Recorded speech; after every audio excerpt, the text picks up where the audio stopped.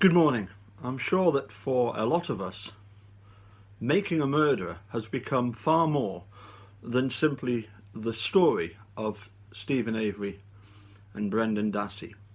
Because as we've looked into the case of both Steve's wrongful convictions and Brendan's coerced confession, we begin to uncover the true horror of the corruption that goes on in Manitowoc and apparently through most of Wisconsin.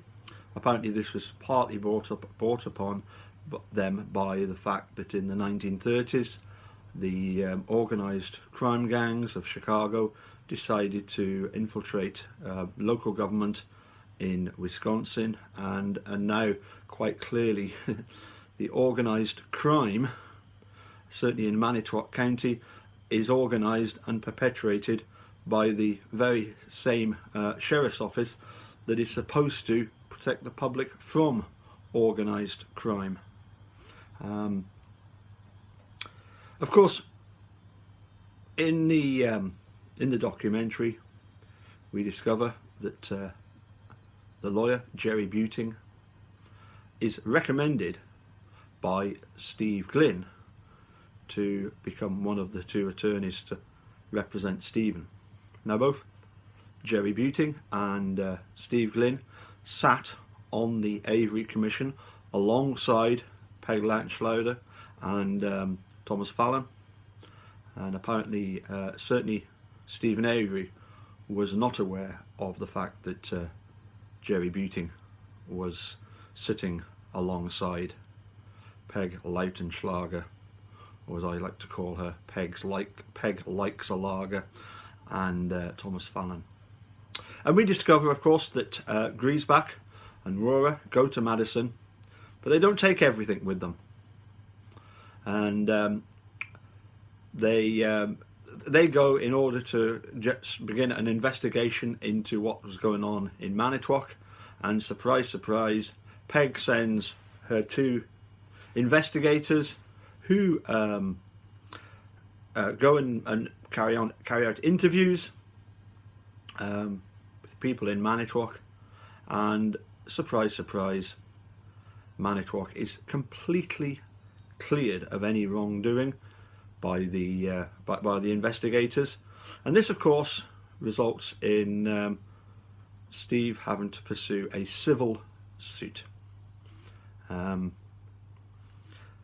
of course it's when we get down to the last two people to be interviewed, Vogel and Koshurik, that Teresa disappears.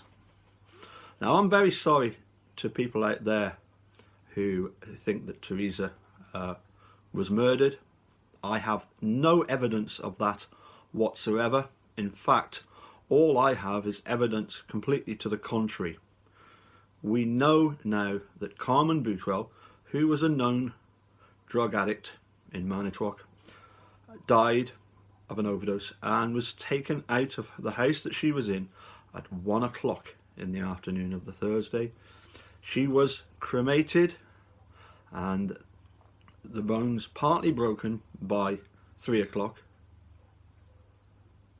and then Karen Holbeck phones the Calumet Sheriff's Department to report her missing at 4 o'clock. To me that is not a coincidence. To me that is simply a case of, we now have a body, now we can get Karen to report Teresa missing. And of course only just over half the bones were actually dumped unceremoniously behind Steven Avery's garage. So you have to ask the question, what happened to the rest of the bones? Did Kucharski's aliens decide to take them with them, or were they the ones that remained and were passed on to Carmen Boutwell's family and given back as her remains?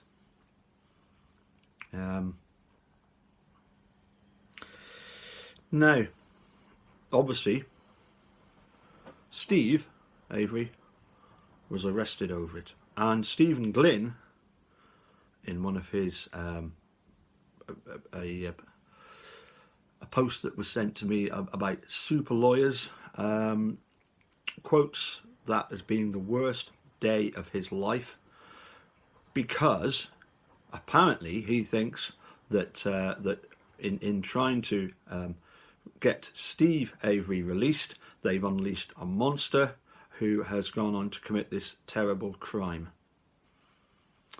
And I'm not buying that, and I don't think many people are. And I would suggest this, that if he truly believed that Steve Avery was guilty, then should he be recommending any lawyer to Steve? You know, if he turned round to Stephen Avery and said to him, "I'm sorry, I think you're guilty, you're on your own on this," I'm not sure about that.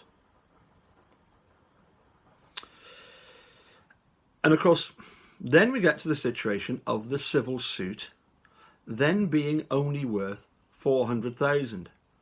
Now, isn't that amazing that it's within 50,000, the same figure as Gundrum was going to be giving to Steve? And yet the civil suit was never concluded.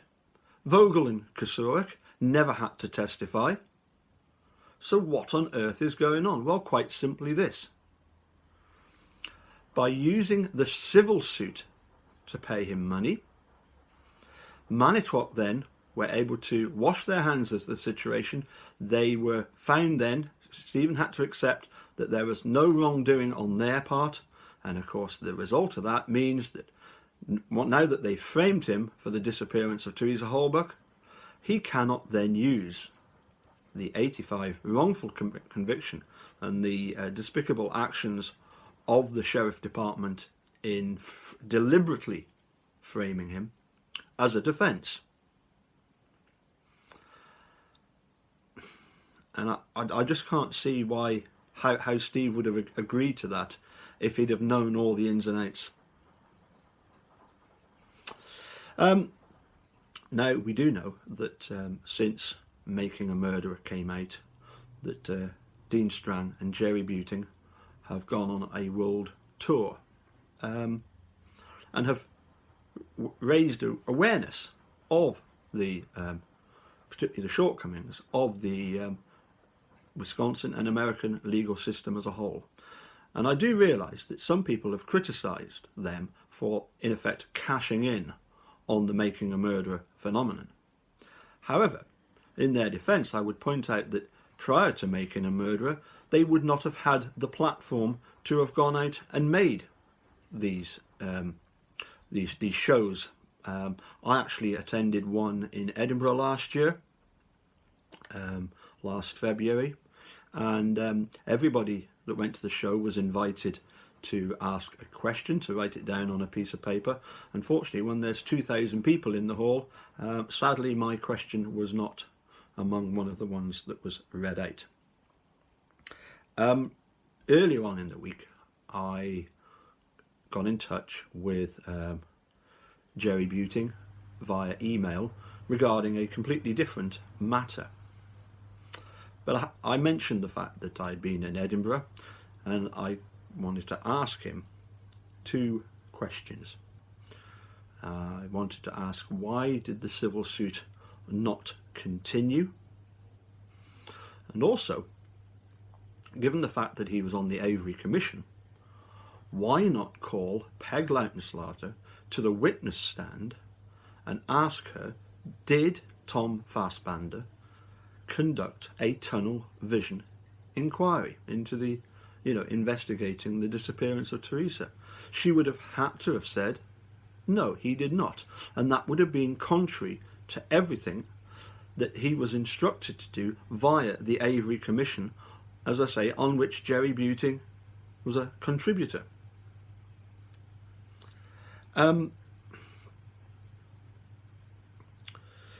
Now, of course, we know that there was definitely some extreme tunnel vision going on by the fact that we now know the contents of the Dassey computer, And again, I do have sympathy with Dean and Jerry for the fact that that was deliberately hid from them. Just going to move this to one side. I've wrote down copious amounts of notes for this one.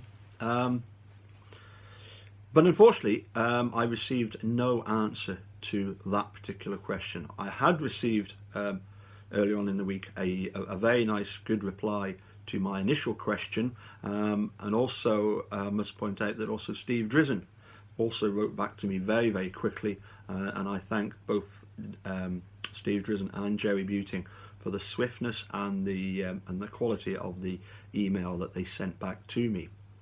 But as I got no reply from Jerry Buting, I emailed him again, and I pointed out that I appreciate that the questions that I'd asked might be quite difficult and sensitive to answer. But for me, once Steven Avery and Brendan Dassey are released, it would be a very hollow victory if the corruption in Wisconsin is not discussed, talked about, and awkward questions asked. Now, at the moment, it would appear that Kathleen Zellner is having to look around at the Brady and the Denny aspects of the case.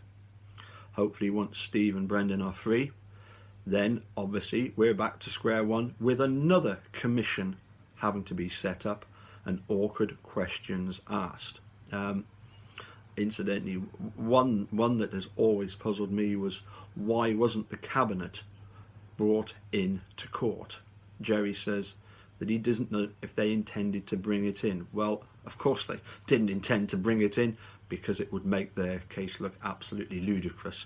Can you imagine Andy Colburn having to demonstrate in court exactly how the key magically appeared and migrated round the back of the cabinet to near the slippers?